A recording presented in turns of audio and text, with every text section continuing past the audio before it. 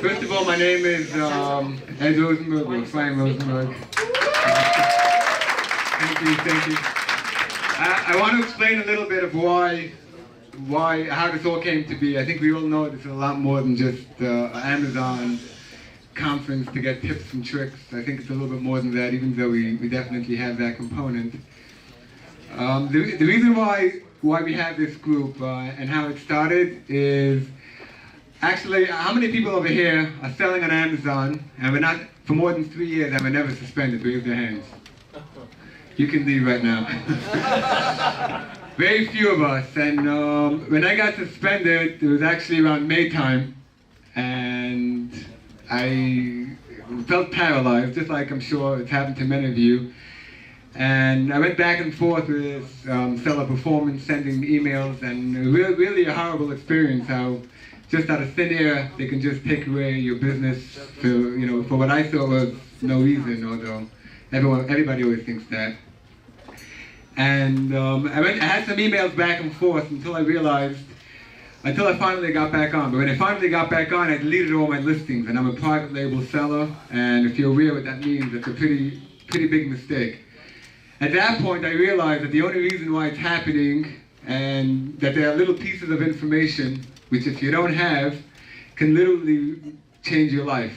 And like a doctor or a lawyer can also all of a sudden overnight lose his entire business, but he's got to commit a pretty serious crime. When you're dealing with Amazon, you can do nothing wrong, and one day you're just gone. So I told my brothers and my brother-in-law that I think we got to start a WhatsApp chat, and this way every time there's an issue, we can deal with it. And one thing led to another, and we started the moderating, and in my wildest dreams, I didn't think that this will happen, but obviously there's definitely a need for it. And it's amazing, like at this point, I send a broadcast, I don't know how many of you read it, but it's like a one-way text message which summarizes all the chats, all the key points of, thank you.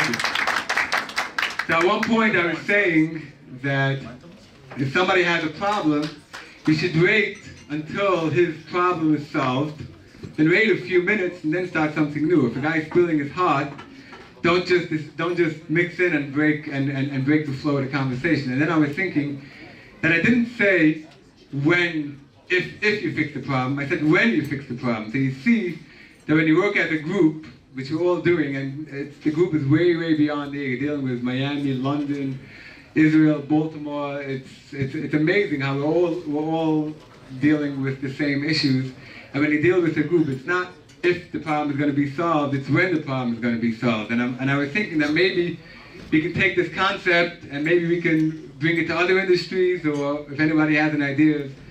You see, as a group, you can solve every problem. At least it's true with Amazon, and my feeling is that we can solve it with other things. So everybody, great work, and hopefully, I think there's definitely a need for this, and I hope we continue doing this for many years. Thank you. I just want to answer, I know we have 3 great professional speakers, and I thank them all for coming. They were all behind me from the beginning. I just want to answer one question which many people have asked me since I started. People have asked me, I mean, even for myself, I've been selling on Amazon for 10 years, and there are people, I see now who know much more about Amazon than I do.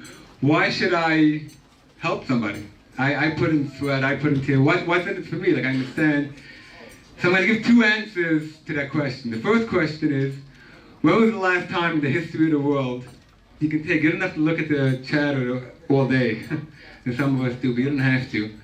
When was the last time in the history of the world you can take 5 minutes a week, and in those 5 minutes, you can help somebody, like I said, in Miami, in Baltimore, in Monroe, Edison, Elizabeth, LA, just by giving knowledge which has nothing. You can be lying on your couch and you can help somebody in a very real way. You're not helping somebody in chizik, which is also maybe has it. You're helping somebody in a very real way. So that's why I think that's the first answer to the question of why I feel that, even though you're such a genius, why I feel it's necessary that you have a platform now where you're helping not 1 or 2 people by getting them motivated, you're helping them in a very hands-on way. So that's the first answer. The second answer to the question, I'm going to say a story. I have a very good friend, his name is Chaim Silber, Lobos. He's a philanthropist in Flatbush. He's a great guy, he's a very wealthy guy. He told me once a story that his sister passed away, and he was in Israel.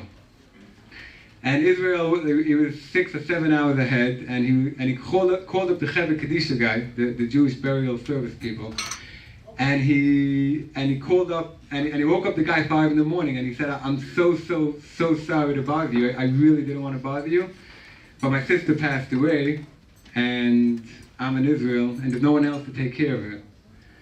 So I really apologize for waiting. So the guy, I'm sure he was used to it, and he said, yeah, no problem, he'll take care of it. And as he hung up the phone, he remembered that throughout his life, many people have told him, Chaim, I'm so sorry to bother you, but my house is being foreclosed. Or I'm so sorry to bother you, but there's a doctor bill which I need for my aunt or my mother, and I really can't pay it. I really need your help.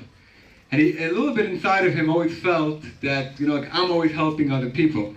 And this was the first time, and he heard those exact words, when he said, I'm so sorry to bother you, but I really need your help. He understood that all the times when he was able to help people, he was happy he did it, because now he understands the feeling, and that nobody's always helping. Everybody at one point needs something. So that answers the second question, if you think it's so smart. And I'll tell you one specific story what happened with this group.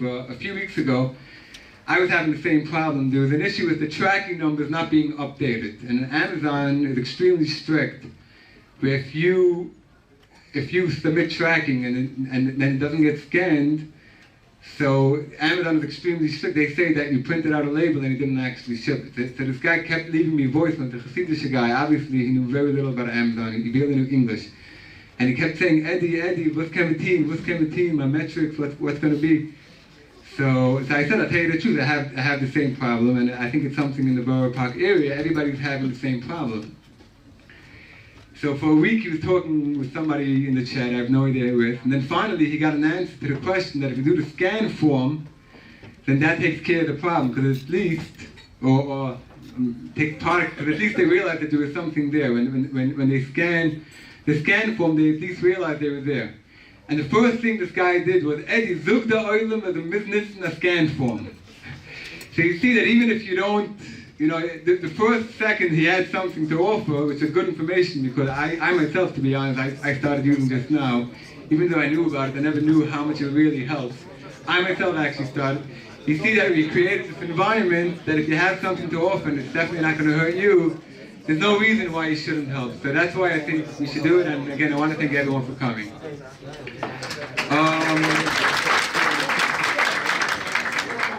Our first speaker is Chris McCabe. Chris first was really, you don't know what we went through to get him here. There was a strike in Europe, he flew, there was like one day we can get him in the next 3 months.